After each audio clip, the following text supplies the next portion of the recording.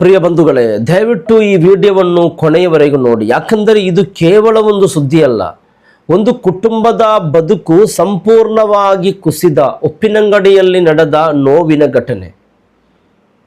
ಒಂದು ಶ್ರಮಜೀವಿಯ ಅಂತಿಮ ಕ್ಷಣಗಳ ಸತ್ಯ ಮತ್ತು ನಮ್ಮೆಲ್ಲರ ಆತ್ಮಸಾಕ್ಷಿಯನ್ನು ಪ್ರಶ್ನಿಸುವ ಒಂದು ದಾರುಣ ಘಟನೆ. ಪ್ರಿಯ ವೀಕ್ಷಕರೇ, ಕಣ್ಣಂಚಿನಲ್ಲಿ ಭಾರವಾದ ನೋವನ್ನು ಹೊತ್ತು ಹೃದಯದ ಆಳದಿಂದ ಈ ಘಟನೆಯನ್ನು ಹಂಚಿಕೊಳ್ಳುತ್ತಿದ್ದೇನೆ. ದಕ್ಷಿಣ ಕನ್ನಡ ಜಿಲ್ಲೆಯ ಉಪ್ಪಿನಂಗಡಿ ಎಂಬ ಶಾಂತ ಪ್ರದೇಶದಲ್ಲಿ ನಡೆದ ಈ ಘಟನೆ ಕೇವಲ ಒಂದು ದುಃಖ ಮಾತ್ರವಲ್ಲ, ಇದು ಒಂದು ಶ್ರಮಜೀವಿಯ ಸಂಪೂರ್ಣ ಬದುಕಿನ ಅಂತಿಮ ಅಧ್ಯಾಯ. ಒಂದು ತಂದೆಯ ಪರಿಶ್ರಮದ ಮೌನಗಾಥೆ ಮತ್ತು ಇಡೀ ಮಾನವೀಯತೆಯ ಆತ್ಮಸಾಕ್ಷಿಯನ್ನು ಕದಡಿಸುವ ಅತ್ಯಂತ ಗಂಭೀರ ಸತ್ಯವಾಗಿದೆ. ಬೆಳ್ತಂಗಡಿ ಗೇರುಕಟ್ಟೆಯ ಮೊಹಮ್ಮದ್ ಶರೀಫ್ ಎಂಬ 38 ವರ್ಷದ ಯುವಕನನ್ನು ನಾವು ಇಲ್ಲಿ ಸ್ಮರಿಸುತ್ತಿದ್ದೇವೆ. ತನ್ನ ಹೆಂಡತಿ ಮತ್ತು 3 ಪುಟ್ಟ ಮಕ್ಕಳ ಭವಿಷ್ಯಕ್ಕಾಗಿ ದಿನರಾತ್ರಿ ಬೆವರು ಸುರಿಸಿ ಬದುಕು ಕಟ್ಟುತ್ತಿದ್ದ ಕಾಯಕನಿಷ್ಠ ತಂದೆ. ಸಮಾಜದ ಕಣ್ಣಿಗೆ ಸಾಮಾನ್ಯನಾಗಿ ಕಂಡರೂ ತನ್ನ ಮನೆಯೊಳಗೆ ಅವನು ಒಂದು ಪೂರ್ಣ ಜಗತ್ತೇ ಆಗಿದ್ದ ಮಹಾನ್ ಶ್ರಮಜೀವಿ. ಅವನ ನಗು ಮನೆಯ ಬೆಳಕು, ಅವನ ಶ್ರಮ ಮಕ್ಕಳ ಕನಸು, ಅವನ ಹಾಜರಾತಿ ಕುಟುಂಬದ ಆಸರೆ ಆಗಿದ್ದದ್ದು ಯಾರು ಮರೆಯಲಾಗದ ಸತ್ಯ. ಇಸ್ಲಾಮಿನ ಬೆಳಕಿನಲ್ಲಿ ನೋಡಿದರೆ ಮಾನವ ಜೀವವು ಕೇವಲ ಜೀವವಲ್ಲ, ಅದು ಅಲ್ಲಾಹನಿಂದ ಸಮಾಜಕ್ಕೆ ನೀಡಲ್ಪಟ್ಟ ಅತ್ಯಂತ ಪವಿತ್ರವಾದ ಅಮಾನತು. ಅದನ್ನು ಕಾಪಾಡುವುದು ಪ್ರತಿಯೊಬ್ಬರ ಮೇಲಿನ ದೈವಿಕ ಜವಾಬ್ದಾರಿ. ಮತ್ತು ಕುರ್ಆನ್ನಲ್ಲಿ ಅಲ್ಲಾಹು ತಆಲಾ ಸ್ಪಷ್ಟವಾಗಿ ಎಚ್ಚರಿಸುತ್ತಾನೆ, ಮನ್ ಕತಲ ನಫ್ಸನ್ ಬಿಗೈರಿ ನಫ್ಸಿನ್ ಔ ಫಸಾದಿನ್ ಫಿಲ್ ಅರ್ದಿ ಫಕಅನ್ನಮ ಕತಲ ಅನ್ನಾಸ ಜಮಿಯಾ.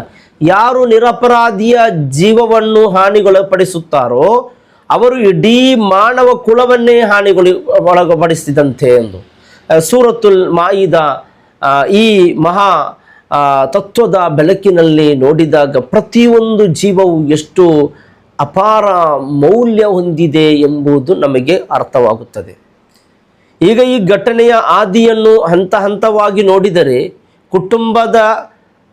ಕುಟುಂಬದ ಹೇಳಿಕೆಗಳ ಪ್ರಕಾರ ಗಾಯಗೊಂಡ ಶರೀಫ್ ಅವರನ್ನು ಚಿಕಿತ್ಸೆಗಾಗಿ ಉಪ್ಪಿನಂಗಡಿಯ ಸೂರ್ಯ ಆಸ್ಪತ್ರೆಗೆ ದಾಖಲಿಸಲಾಗಿತ್ತು ಎಂಬ ಮಾಹಿತಿ ಇದೆ. ಮತ್ತು ಅಲ್ಲಿ ನಡೆದ ಚಿಕಿತ್ಸೆ ಹಾಗೂ ವೈದ್ಯಕೀಯ ಕ್ರಮಗಳ ಬಗ್ಗೆ ಗಂಭೀರ ಆರೋಪಗಳು ಕೇಳಿಬರುತ್ತಿದೆ. ಸರಿಯಾದ ಸಮಯದಲ್ಲಿ ಸರಿಯಾದ ತಪಾಸಣೆ, ಸೂಕ್ತ ಗಮನ ಮತ್ತು ಸೂಕ್ತ ಚಿಕಿತ್ಸೆ ನೀಡಲಾಗಿಲ್ಲ ಎಂಬ ಆರೋಪಗಳು ಕುಟುಂಬದ ನೋವಿನ ಮಧ್ಯೆ ಕೇಳಿಬರುತ್ತಿದೆ.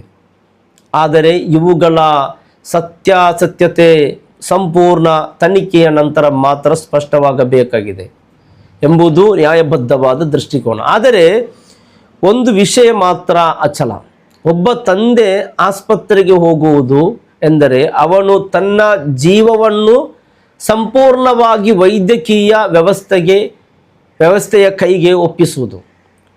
ಅದು ಇಸ್ಲಾಮಿನಲ್ಲಿ ತವಕ್ಕುಲ್ ಮತ್ತು ಅಮಾನತ್ ಒಂದೇ ಕ್ಷಣದಲ್ಲಿ ಸೇರುವ ಅತ್ಯಂತ ಸೂಕ್ಷ್ಮ ಮತ್ತು ಗಂಭೀರ ಕ್ಷಣ. ಅಲ್ಲಿ ಒಂದು ಸಣ್ಣ ನಿರ್ಲಕ್ಷ್ಯವು ದೊಡ್ಡ ಪರಿಣಾಮ ಉಂಟು ಮಾಡಬಹುದು ಎಂಬ ಜವಾಬ್ದಾರಿ ಪ್ರತಿಯೊಬ್ಬರ ಮೇಲೂ ಇರುತ್ತದೆ. ಪ್ರವಾದಿ ಮುಹಮ್ಮದ್ ಸಲ್ಲಲ್ಲಾಹು ಅಲೈಹಿ ವಸಲ್ಲಂ ಅವರು ಹೇಳಿದ್ದಾರೆ, ಇರ್ಹಮು ಮನ್ ಫಿಲ್ ಅರ್ದ್ ಯರ್ಹಮುಕುಂ ಮನ್ ಫಿಸ್ ಸಮಾ. ಭೂಮಿಯಲ್ಲಿರುವವರ ಮೇಲೆ ದಯ ತೋರಿಸಿ, ಆಕಾಶದಲ್ಲಿರುವವನು ನಿಮ್ಮ ಮೇಲೆ ದಯ ತೋರಿಸುತ್ತಾನೆ. ಇದೇ ವೈದ್ಯಕೀಯ ಸೇವೆಯ ಮೂಲ ಆತ್ಮ. ಇದು ಕೇವಲ ವೃತ್ತಿಯಲ್ಲ, ಇದು ಜೀವ ಉಳಿಸುವ ಇಬಾದತ್. ಇದು ಮಾನವೀಯತೆಯ ಅತ್ಯುನ್ನತ ರೂಪ.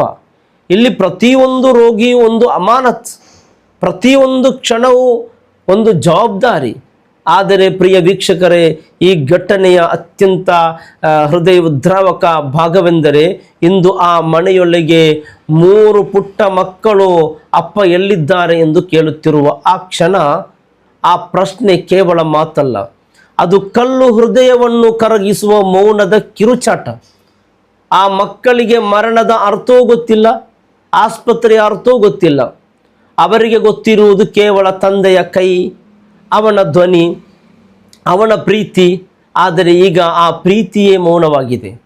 ಆ ಮನೆಯ ಹೆಂಡತಿಯ ಕಣ್ಣೀರು, ಆ ಮಕ್ಕಳ ಅನಾಥೆಯ ಪ್ರಶ್ನೆಗಳು, ಆ ಮನೆಯ ಕಾಲಿತನ.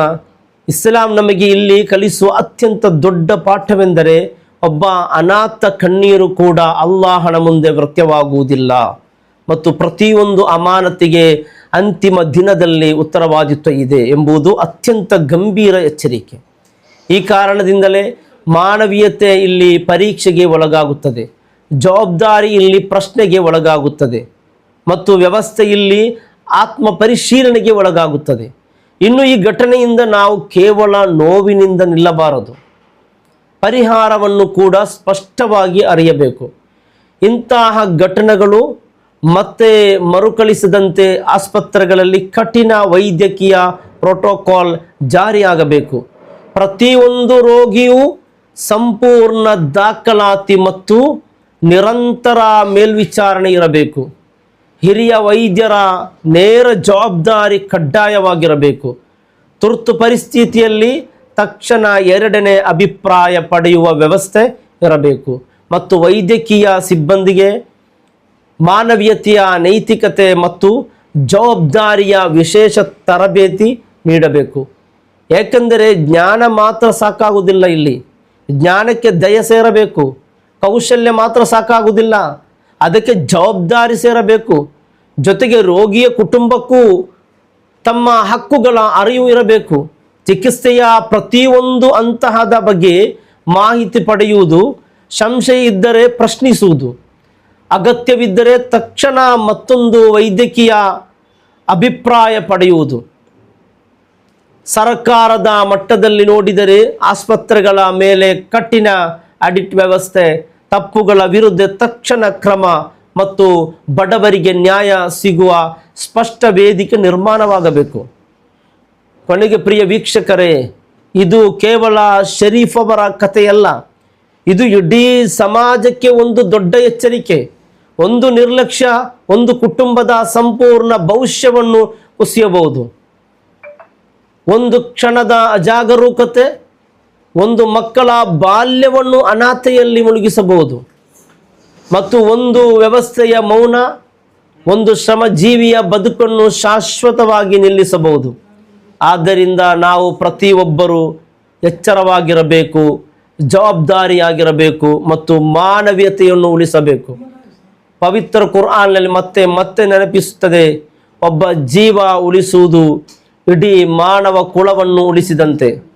ಆದ್ದರಿಂದ ಜೀವದ ಬೆಲೆ ನಾವು ಮರೆತರೆ ಅದು ಮಾನವೀಯತೆಯ ಸೋಲು.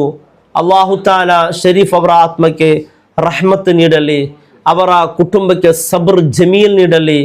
ಆ ಮೂವರು ಪುಟ್ಟ ಮಕ್ಕಳಿಗೆ ಜೀವನದಲ್ಲಿ ದಾರಿಯನ್ನು ಬೆಳಗಿಸಲಿ ಮತ್ತು ಇಂತಹ ದುಃಖದ ಘಟನೆಗಳು ಮತ್ತೆ ಯಾವ ಮನೆಯ ಮೇಲೂ ಬೀಳದಂತೆ ನಮ್ಮೆಲ್ಲರಿಗೂ ನ್ಯಾಯ, ದಯ ಮತ್ತು ಜವಾಬ್ದಾರಿಯ ಬೆಳಕು ನೀಡಲಿ ಎಂಬ ದುಆದೊಂದಿಗೆ ಈ ಸಂದೇಶವನ್ನು ಅಂತ್ಯಗೊಳಿಸುತ್ತಿದ್ದೇನೆ. ಅಸ್ಸಲಾಮು ಅಲೈಕುಂ ವರಹಮತುಲ್ಲಾಹಿ ವಬರಕಾತು.